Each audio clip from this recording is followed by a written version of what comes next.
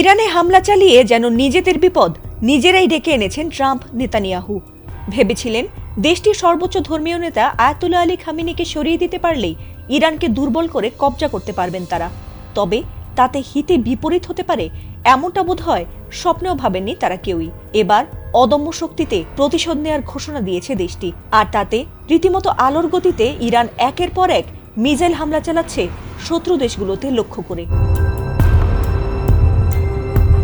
এবার একের পর এক শক্তিশালী ইরানি মিসাইল আছড়ে পড়ছে ট্রাম্পের মিত্র দেশগুলোতে, বিশেষ করে সৌদি আরব আমিরাত, কাতার, কুয়েত, এমনকি ইসরায়েলেও।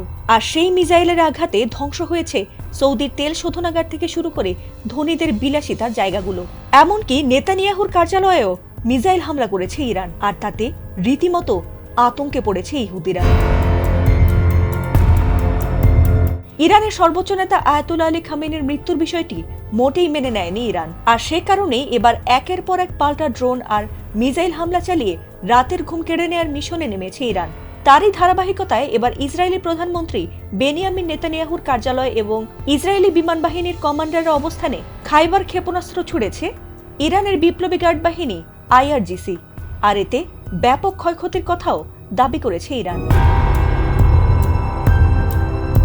এ নিয়ে দেশটির সংবাদ সংস্থা তাসনিম নিউজ এজেন্সির এক প্রতিবেদনে দাবি করা হয়েছে, হামলার পর ইসরায়েলের প্রধানমন্ত্রী বেনিয়ামিন নেতানিয়াহুর পরিণতি এখন অনিশ্চয়তার মেঘে আচ্ছন্ন। এছাড়াও সেই এলাকায় ব্যাপক ক্ষয়ক্ষতির কথাও উল্লেখ করা হয়েছে। তবে এ বিষয়ে ইসরায়েলি প্রশাসনের পক্ষ থেকে এখনো পর্যন্ত আনুষ্ঠানিক কোনো মন্তব্য পাওয়া যায়নি। এর আগে শনিবার ইসরায়েল ও যুক্তরাষ্ট্র ইরানের ওপর সামরিক হামলা চালানোর পর পাল্টা প্রতিক্রিয়ায় ইরান অধিকৃত ভূখণ্ডে ক্ষেপণাস্ত্র ও ড্রোন হামলা শুরু করে। তাসনিম নিউজের দাবি, ইসরায়েল ও যুক্তরাষ্ট্রের আঞ্চলিক ঘাঁটিগুলোর বিরুদ্ধে এ পর্যন্ত 10 দফা হামলা সম্পন্ন করেছে তেহরান। এছাড়াও ইরানের লাগাতার মিসাইল হামলায় ইসরায়েলে ক্ষয়ক্ষতি, আতঙ্ক আর হতাহতের সংখ্যা বেড়েই চলেছে বলে জানা গেছে। ফাতিমা সুলতানা, ATN বাংলা।